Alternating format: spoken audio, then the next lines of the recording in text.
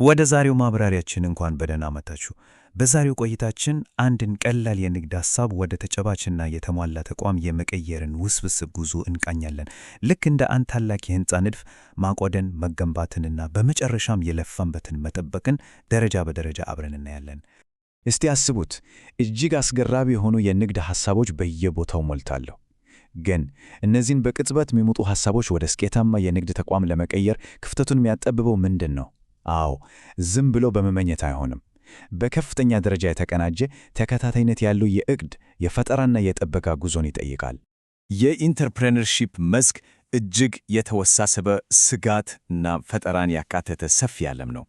ታዲያ ይህንን ማዕበል በብቃት ለማለፍ እና ስኬት ላይ ለመድረስ ግራ መገባበት የሌለበት ግልጽ የሆነ ዕቅድ እና ፈጽሞ የማይናወጥ ጠንካራ መሠረት መጣል ግድ ይለናል።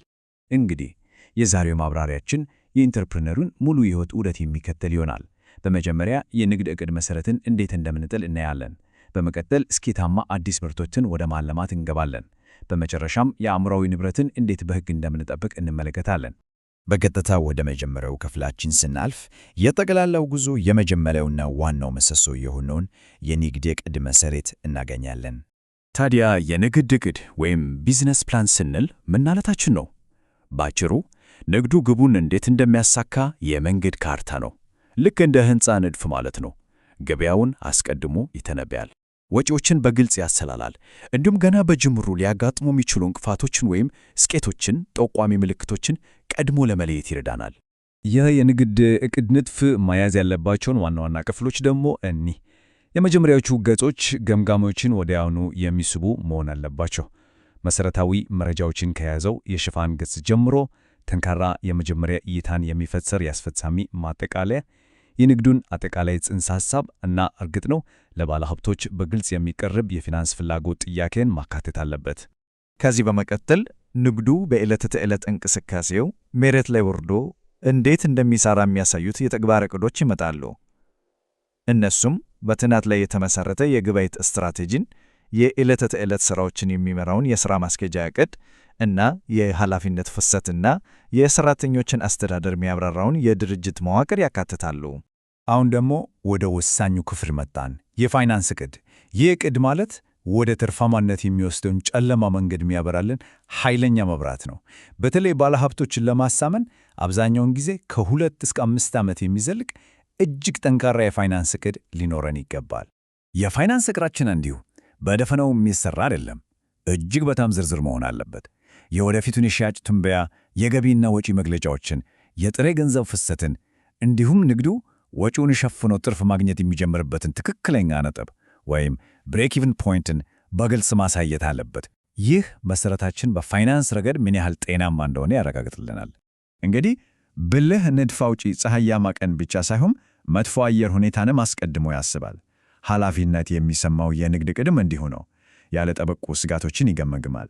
ነገሮች ባሰብነው መንገድ ባይሄዱና ድርጅቱ ቢፈርስ እንኳን የባለድርሻዎች ድርሻ ምን እንደሚሆን የሚያሳዩ የመውጫ ስትራቴጂዎችን በግልጽ ማስቀመጥ ባለሀብቶች በድርጅታችን ላይ ያላቸውን መተማመን በከፍተኛ ሁኔታ ይጨምራል። ሁለተኛው ክፍላችን ስኬታማ አዲስ ምርቶችን ማልማት ላይ ያተኩራል። ጠንካራ ንድፍ አውጥተን ጨርሰናል። አሁን ደግሞ ወደ መገንባቱን እንገባለን። ግን ከመገንባታችን በፊት በምርትና በአገልግሎት መካከል ያለውን መሠረታዊ ልዩነት መረዳት ግድ ይለናል። ምርቶች ስንል ሰዎች በቀጥታ የሚነኩቱ፣ የሚገዙቸው እና ባለቤት የሚሆኑባቸው ግዙፍ ነገሮች ሲሆኑ፣ አገልግሎቶች ግን እንደ ፀጉር መቁረጥ ወይም የግብር አማካሪነት ያሉ የማይዳሰሱና የቁስ ባለቤትነት የማያስገኙ ናቸው። ይህን ልዩነት ማወቅ ለግብይት ስትራቴጂያችን የሞትና የሽረት ያህል ወሳኝ ነው። አዲስ ምርትን አልምቶ ገበያ ላይ ማውጣት ቀላል ይመስላችኋል? በፍጹም። እጅግ ፈታኝ፣ ከፍተኛ ወጪ የሚጠይቅና ረዥም ጊዜ የሚወስድ ሂደት ነው። ያልተጠበቁ መዘግየቶችም አያጡትም። የስኬት መጠኑም ቢሆን ብዙ ጊዜ ዝቅተኛ ነው። ለዚህም ነው ልዩ የሆነ የላቀ ጥራት፣ ግልጽ ጽንሰ ሐሳብ እና ምርጥ የቴክኖሎጂ ቅኝት ከመቼውም ጊዜ በላይ የሚያስፈልገው። ታዲያ እነዚህን ከባድ ፈተናዎች እንዴት ነው የምናልፋቸው? በእርግጥም ቅደም ተከተላዊ የሆነ ጥንቃቄ የተሞላበት ሂደት መከተል አለብን። ጠቃሚ ሐሳቦችን በማመንጨት እና በማጣራት እንጀምራለን። ጽንሰ ሐሳቡን እንዳብራለን። ከዚያም የግብይት ስትራቴጂ እና የንግድ ትንተና እንሰራለን። በመቀጠል የሙከራ ምርት ወይም ፕሮቶታይፕ እናዘጋጃለን። በመጨረሻም ትክክለኛውን ምርት በስፋት ከማምረታችን በፊት የገበያ ሙከራ በማድረግ የተጠቃሚዎችን ምላሽ እንገመግማለን። እያንዳንዱ እርምጃ እጅግ ወሳኝ ነው። ሦስተኛውና የመጨረሻው ክፍላችን የአእምሮአዊ ንብረትን መጠበቅ የሚለው ነው። ምርታችንን በሚገባ ገነብተናል። አሁን ደግሞ ከሌብነትና አላስፈላጊ ውድድር የምንጠብቅበትን ሕጋዊ ቁልፍ እናያለን። አእምሮአዊ ንብረት ወይም አይፒ ስንል በኢንዱስትሪ፣ በሳይንስ፣ በሥነ ጽሑፍም ሆነ በኪነ ጥበብ መስኮቾች ከምናደርጋቸው አእምሮአዊ ፈጠራዎች የሚመነጩ ሕጋዊ መብቶችን ማለታችን ነው። ይህ ሕጋዊ ጥበቃ እጅግ አስፈላጊ ነው፣ ምክንያቱም ፈጣሪዎች የድካማቸውን ፍሬ በሕግ የተጠበቀ መሆኑን ሲያውቁ የበለጠ አዲስ ነገሮችን እንዲፈጥሩ ያነሳሳቸዋል። ከመጀመሪያው የጥበቃ አይነትን ጀምር።